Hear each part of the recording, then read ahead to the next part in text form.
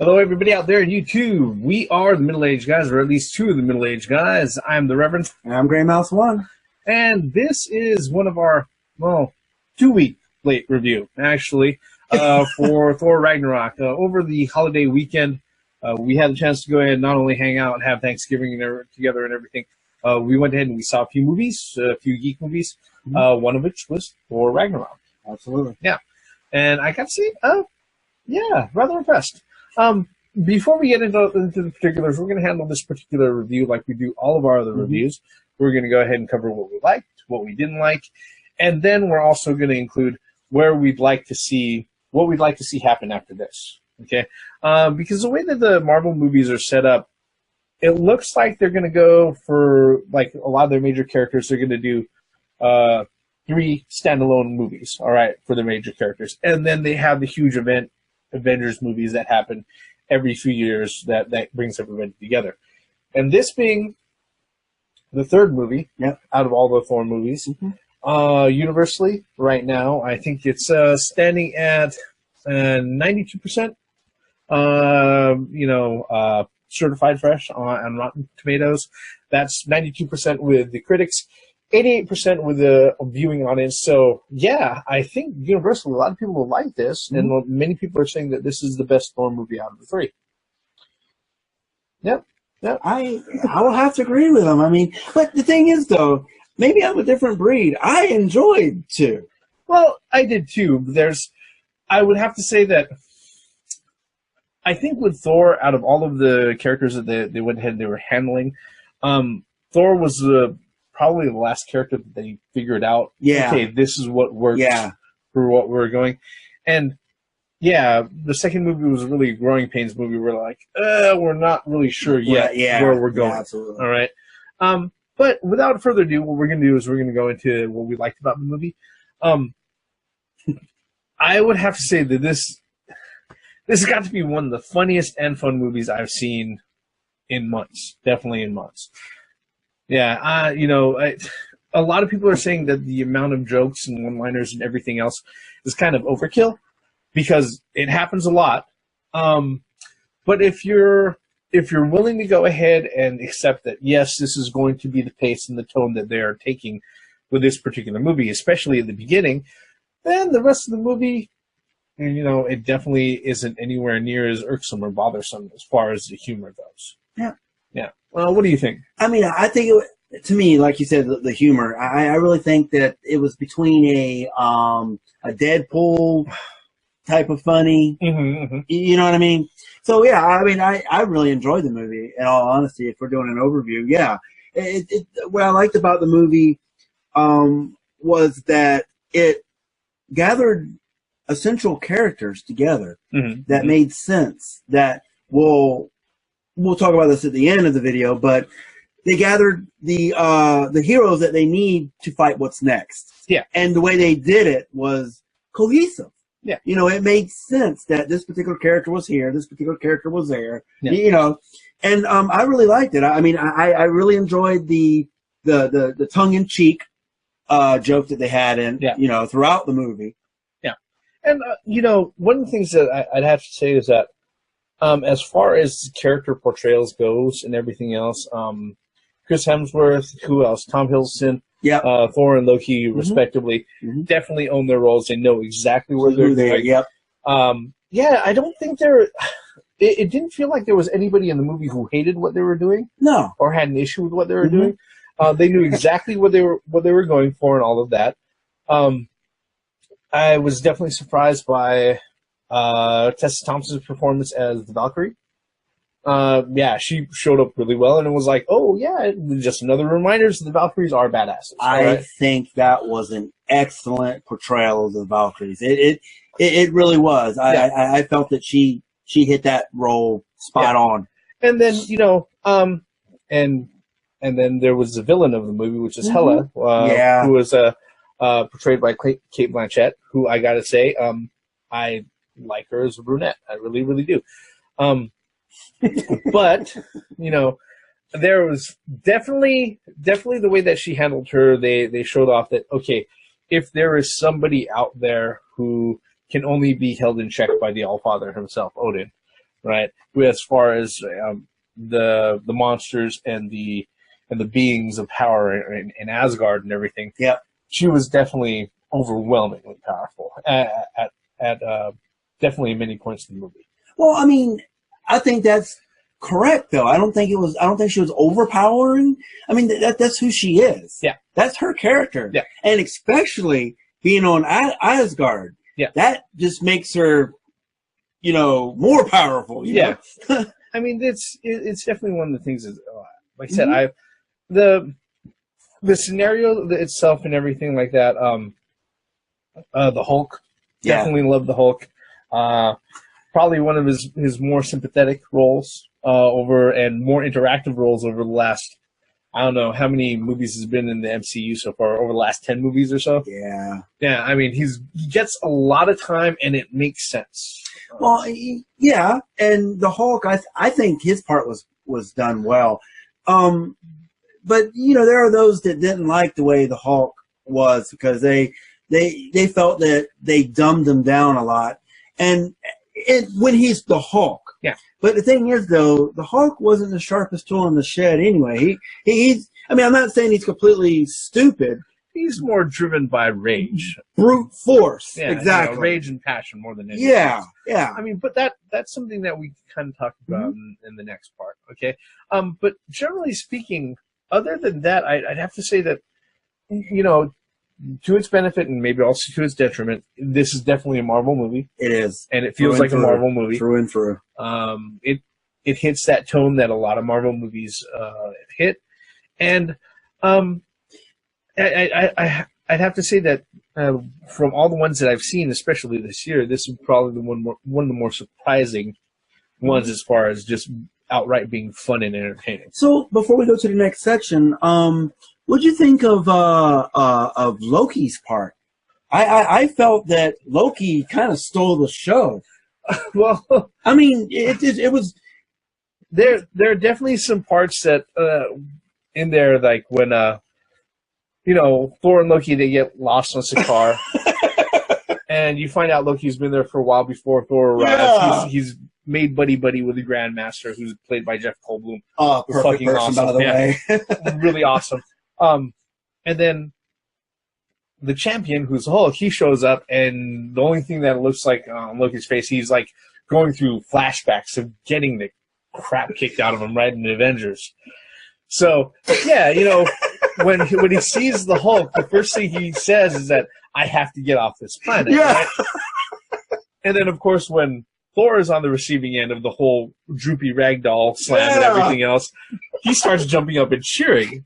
Like, yeah, do it. But as a character, definitely Loki's place as a character. It's really... I felt that he was Loki. Yeah. The god of chaos. I really felt that because you throughout the movie, you didn't know which side he was really on. Well, it became really obvious in the end. It was yeah. Whose side is Loki on? He's on his own. All right. He's always been like that. Yeah. He's on his own. It doesn't matter if he's going out of his way trying to take over a planet or trying to save his people. If he thinks that it's going to benefit him, yeah, at that time he'll do it. Yeah. Yeah. Mm-hmm. But that's not to say that the movie was perfect. No. Like you said, there's always some things that we can go ahead and bring up in these reviews, and that's when we go ahead and bring us to our second part. Was there anything in the movie that you didn't like, or you would have changed? I really can't think of something right now. I mean, in all honesty, I don't think that there was nothing that was in there that slapped me in the face as being wrong. Okay. You know what I mean? The one thing that a lot of people have been saying online, a lot of the reviews saying that the comedy and the humor is a little excessive. I gotta say that, well, yeah, if you're expecting a dour tone or a more serious tone, maybe something that would have more effectively gotten across the stakes of what was at stake there. Yeah. Because probably the only spoiler that we're going to go ahead and we're going to give out in this particular review, Asgard gets destroyed. All right, Ragnarok happens. Yeah, happens. Asgard gets destroyed. All right. So yeah, that if you think about it in the grand scheme of things, that's a huge event, you know. But when you're dealing with characters like Thor and Hulk, these are the guys who it's impossible for them to be like street level characters. Yeah, they're just way too powerful. Yeah, you know. Yeah. So they're whatever situations they get in, it automatically kind of jumps into the realm world of buster. Well, no, it automatically not so much. It automatically jumps into the realm of being otherworldly and fantastic. Yeah. Now that you've talked a little bit, it kind of I think Hela, yeah, could have been better portrayed. I mean, no, it was badass that she rode her wolf again. Yeah, that was badass. But I felt that she could have had more impact when she got to Asgard. I think because it was kind of a cop out when Thor stood there to do the gate to travel back, right? Mm-hmm. I saw that a mile away. I'm like, okay, so that's how she gets to Asgard. You know, it kind of. I felt that maybe it should have been a little bit more, of instead of a direct path to Asgard and start Ragnarok, but I think it should have been more that she had I don't know. I think just dropping her in Asgard so quickly, I think that could have been, there's more plot that could have been there, I felt. Well, considering that the movie is what, I think 100 minutes or something like that. Yeah. Okay. The movie itself is actually it's 2 hours and 10 minutes. Yeah. So it's actually longer than Justice League by like 20 minutes. Well, I mean, I understand. I understand that you have to get the plot going, and I understand that you can't sit here. It's not a Lord of the Rings movie. You know, you can't make people sit here for 3 hours for the payoff. I got you. But I just felt that, and then it's just like, I felt that maybe there was more character there that wasn't put on the screen because it just seems like, you know, before when she got there, she was like, all the subjects of Asgardians were there, like, look, bow to me or die.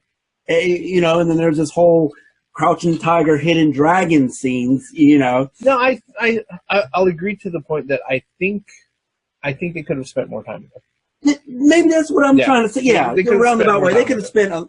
She's a deep character in the comic book. She's deep. Yeah, she's a god of death. She's deep. Yeah, they could have easily spent. They could have easily spent probably giving her maybe another 10 minutes or so on screen. What I would have liked really was for her to show up before Odin disappeared. Well, that wouldn't have worked because Odin was the one that was keeping her back. Yeah, because as soon as he died, she materialized. Well, keeping that released her bonds. Yeah, you know, but it was one of those things where it was like, okay, you know, he's gonna die anyways. Maybe he knows that he doesn't have enough power to go ahead and hold her back, and he's about to die anyways. Well, he knew that his power was waning. Yeah, just for that 2 minutes, see what that interaction was like between father and daughter. Yeah, you know. Yeah, I mean, I could have. Yeah. But she did mention him in passing. Yeah. More, I mean, obviously, you know. Yeah, I mean, it was one of those things where I think it probably would have benefited from like maybe another 5-10 minutes of her being on screen. Maybe I would have loved, like I said, I would have loved to see an interaction between Hela and Odin. Mm-hmm. I definitely think that would have been a little bit more effective as far as setting her up as a big bad. Yeah, right? Yeah. But as far as, you know, being able to just go ahead, drop in shock value. I think that's what they were going for, that shock value. Shock and awe, you know, just level things, you know, show her as a force of nature. Definitely she was that. Oh, yeah. You know, and, yeah, like I said, just, I'd like to see her run around as a brunette more. Looked really, really good. All right. Okay. Was there anything else that we didn't like about the movie, or that we would change? No. I mean, it doesn't sound like it doesn't sound like we didn't really. I mean, we're nitpicking here, to be honest with you. Yeah. There really isn't a lot that I would have to say that I disliked, like openly disliked about the movie. It did at some points it did feel like, okay, the stakes weren't really there, because we already kind of knew that, all right, the good guys were going to get away. They were going to be safe in the end. All right. But with a lot of the mainstays, some of the mainstays, going ahead and dropping off, and then, like I said, the landscape of Asgard changing completely, that's, definitely holds its own weight within the MCU. Yes. Which brings us to our third point number 3, which is, where do you think they're going to go from here? Isn't it obvious? Well, one besides what we already know. I know. I had to throw that out. What I really liked was when Loki went down to the treasure room, right? And Thor was like, "Hey, go get Surtur's crown." Go get Surtur's crown. Yes. And he walked by the Tesseract, and he looked. He visually paused, and he looked, and then the screen went back to the Thor, and I was like, "Okay." Yeah.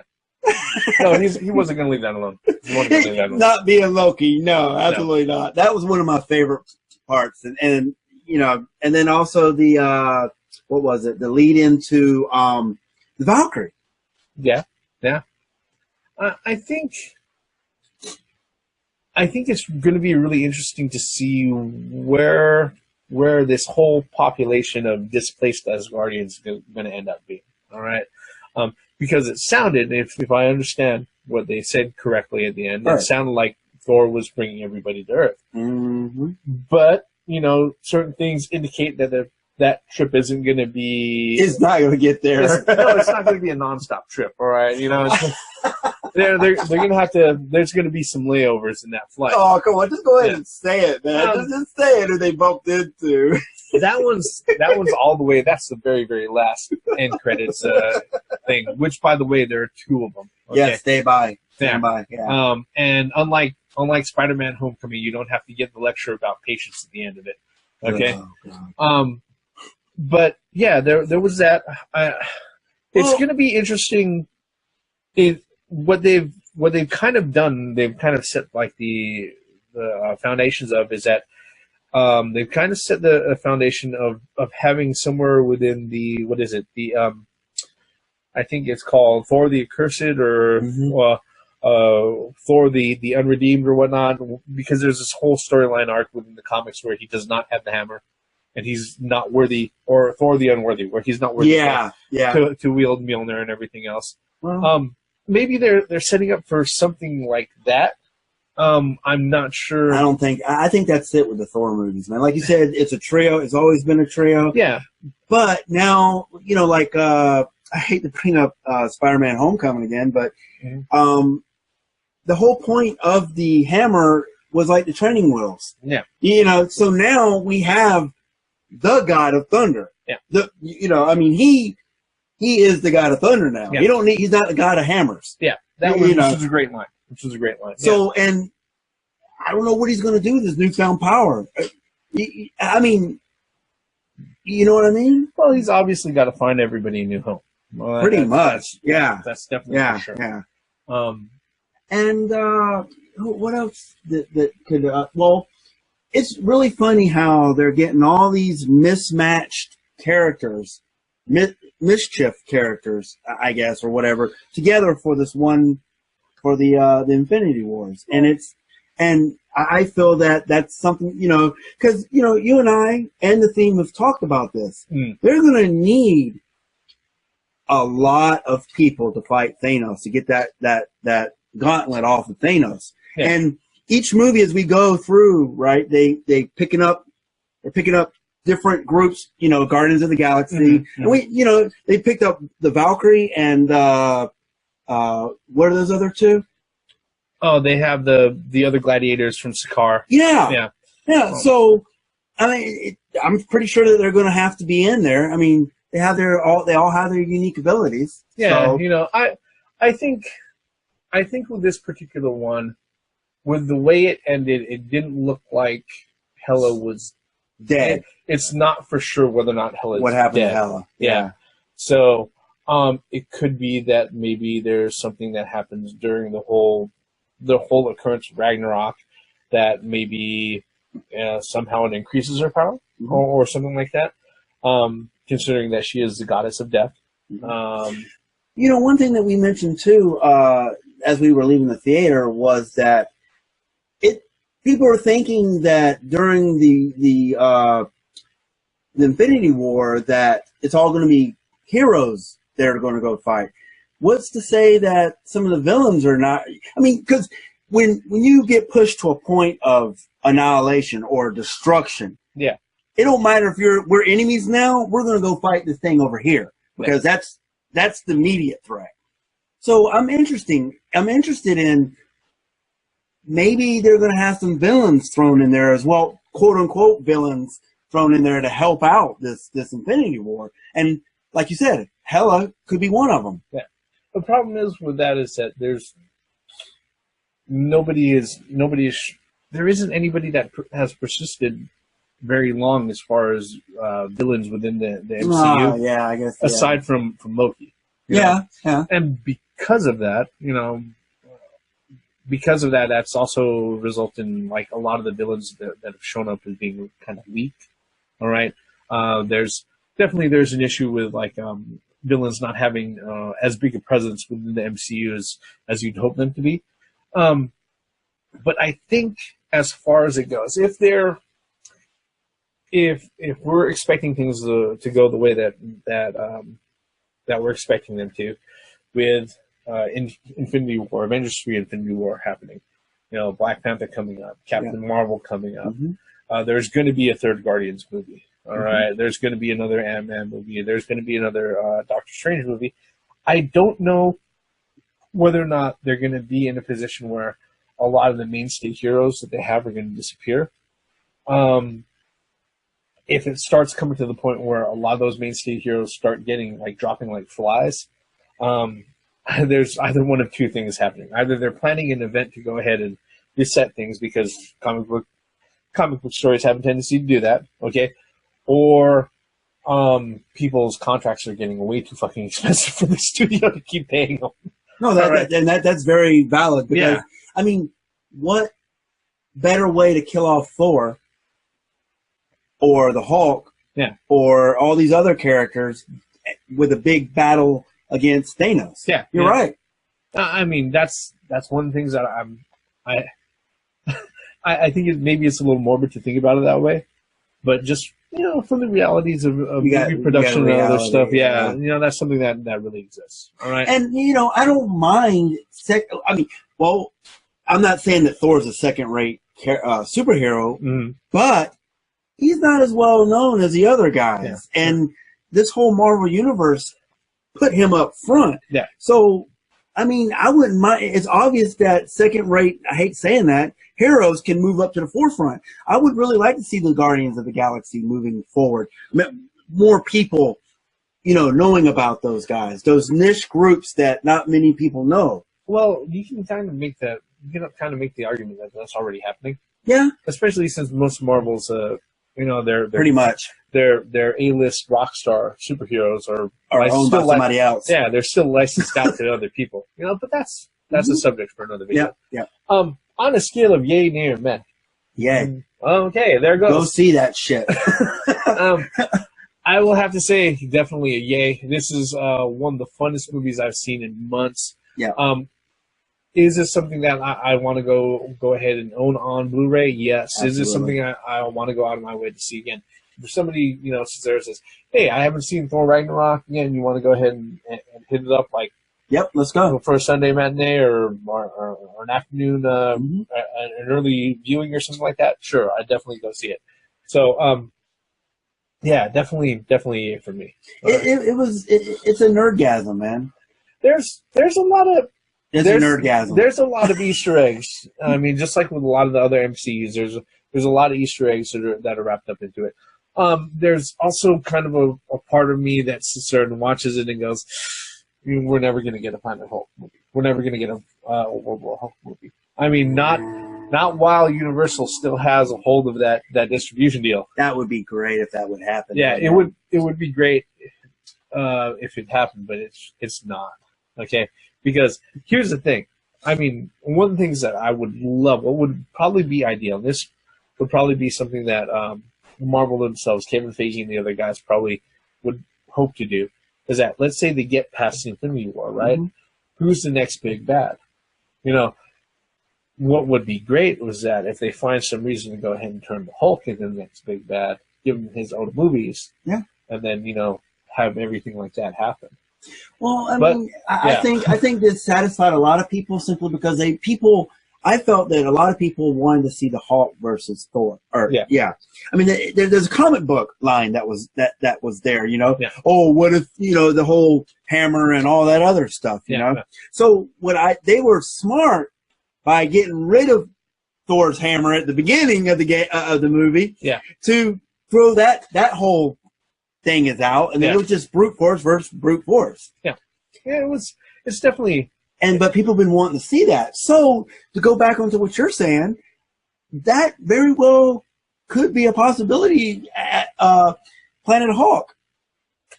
Going forward, I don't know. That's the thing. Unfortunately, the licenses are not working that way. I mean, because if the licenses didn't work that way, we'd already have another individual Hulk movie.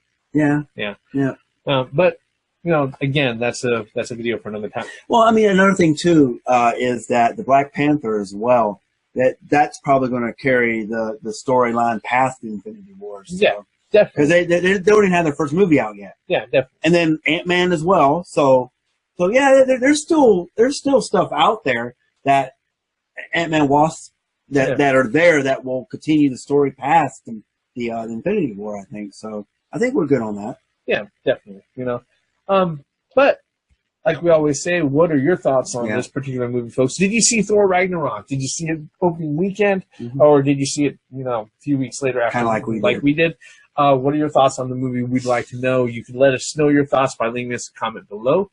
While you're at it, if you're so kind, you can hit that like button, or shit, even for the shits and giggles, you can go ahead and hit unlike if you really didn't like it. At least that tells us you watched this video. Yeah. And if you really like what we're doing here, you want to stick around, I do advise you to subscribe and turn on those notifications. That way you will know whenever either of us go ahead and put out a brand new video, regardless of the subject. Yep. With that, our particular review for Thor Ragnarok ends right here. I'm the Reverend. And I'm Grey Mouse 1. Like I say at the end of every one of these videos that we happen to do without the theme going ahead and adding the credits at the end, every one of these videos is the start of a brand new conversation. With every good conversation, it doesn't matter if you agree or disagree. If at any moment in time we cause you to stop and actually think, consider what we're saying over these videos, then we know we've accomplished a lot more than you could ever imagine. See you later, YouTube. Until next time, guys.